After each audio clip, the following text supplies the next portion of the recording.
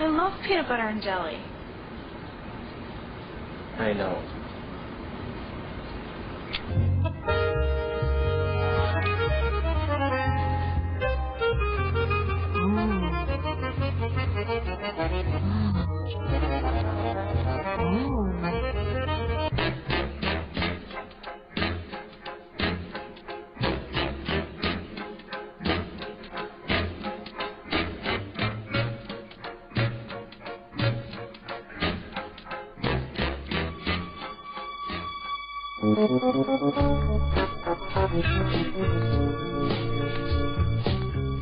Welcome to the Real New York Film Festival, 13th showcase of local independent film and video. I'm Rebecca Carroll at the Pioneer Theater in the East Village. We've selected 29 works for this year's festival, and you can cast your vote for your favorite at the Real New York Festival website at 13.org. Tonight we have 3 short feature films that examine the subject of love and obsession. We begin the evening with Rubber Souls, a tender story about a schoolyard crush. The film was made by director Christine Turner. Rubber Souls is an adolescent love story. It's sort of about the things you do when you want to impress somebody. I was inspired by a lot of things, my own experiences, my own passions growing up, and of course James Brown. And I shot the film in Harlem using a cast of primarily non-actors from around the neighborhood. It was a lot of fun, and I hope you enjoy.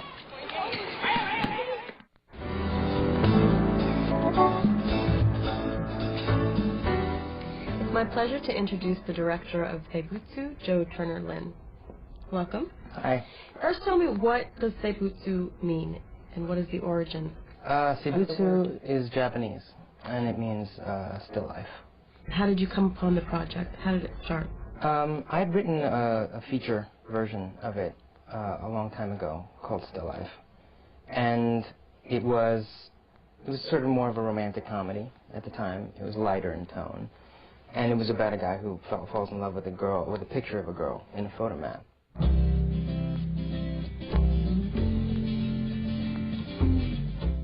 I grew up in Miami in the 80s, and in a very Cuban household, and, you know, the way that we dealt with, you know, things that were good or bad was through humor. In the 1980s, Ronald Reagan was a god on earth, you know, so every household, there'd be a picture of Jesus, of the Pope, and of Reagan. And the way that actually that women, especially, you know, like the old, you know, some of the mothers and grandmothers and things like that would talk about Reagan, it was almost sexual. They would say, "Oh, what a man."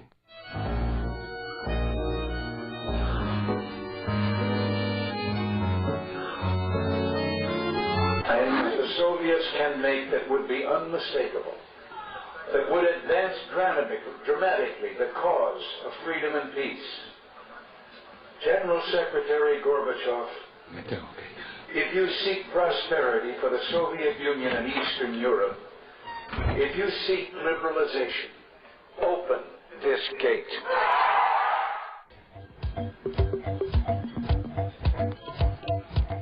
I'm a Russian Jewish immigrant. I've been in New York for 18 years.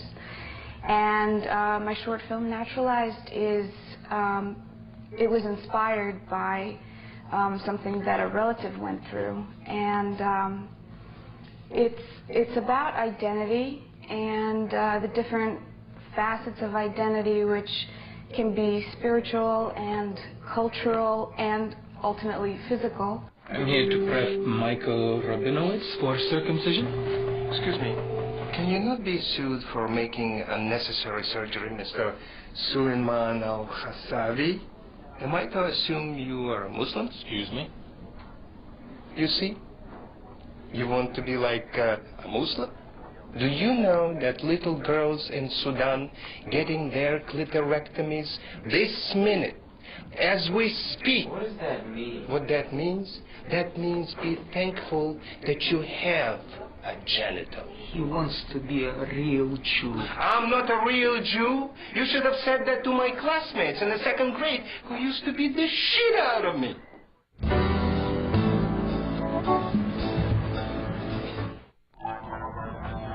The city looks totally different when you're on a bike, totally different. And so I think it's beautiful. It is reminiscent of being a kid, you know, this kind of freedom of like just you're in the wind and it's hot and you just ride your bike and it's great. Well, I don't wear a helmet, which is totally bad. I assume I'm going to get hit by a car every second. And so you just have to be incredibly defensive and trust your instincts, and if you're scared, don't do it.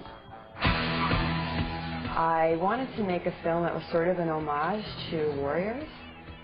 Warriors is a film made in 1979 by Walter Hill, and it was all about these gangs in New York. It's a cult classic.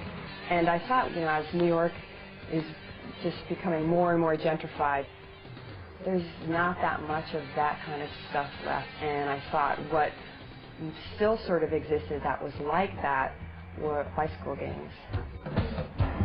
And we did a casting on Craigslist, and these groups and these characters just came out of the woodwork. Black Phantom, 1951, Twin Jaguar, 1965.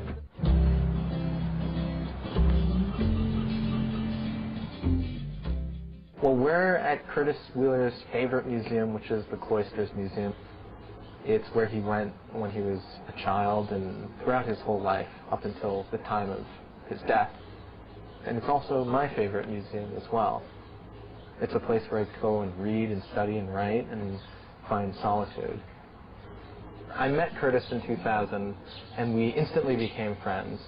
Our friendship changed into sort of a mentor relationship or dynamic, where he really taught me about life, quite simply. I listened to his stories and all about his past, and we learned to trust each other. And it was only about after a year that we both decided we're going to make a film together. We would stay up until 3, 4, 5 in the morning, talk about art, talk about Britney Spears. He joke a lot. And also we talked about his illness, about being sick.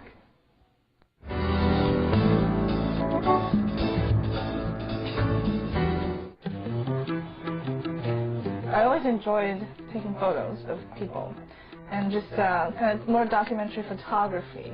But then that kind of led to just documentary films, because I feel like the film element, you know, making a documentary film really adds the storytelling part. I really wanted to make a documentary, and I started thinking about the topics. And in the end, I think I decided I wanted to do something that's very personal, but not about me. I felt, because of my whole experience, like slowly becoming an artist, I really wanted to meet and get to know some Chinese artists. I decided on Zhang Hongtu and Zhang Jianjun. They're actually two very different contemporary artists, and they're both New York-based, and these two artists are kind of close to my parents' generation. So that was even more incredible, just that they come from this era of the Cultural Revolution, where art is completely, purely for political purposes.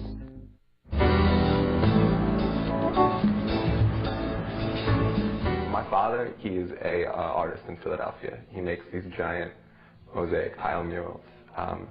And when I was 19, my mother demanded that I make a movie about him. You know, make a movie about your father, kind of thing. And I went to West Virginia to record his stories, and Coney Island is one of his stories. Every day my mother would bring me to the seashore. She would put on her lotion, tan herself. She loved the color brown.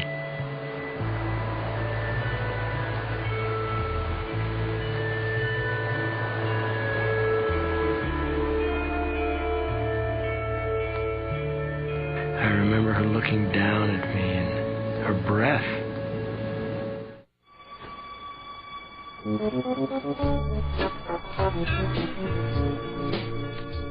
The Real New York Film Festival continues next Thursday night, and if you go online, you can see previews and vote for your favorite films. Winners will be featured in a special show this fall. I'm Rebecca Carroll at the Pioneer Theater in the East Village.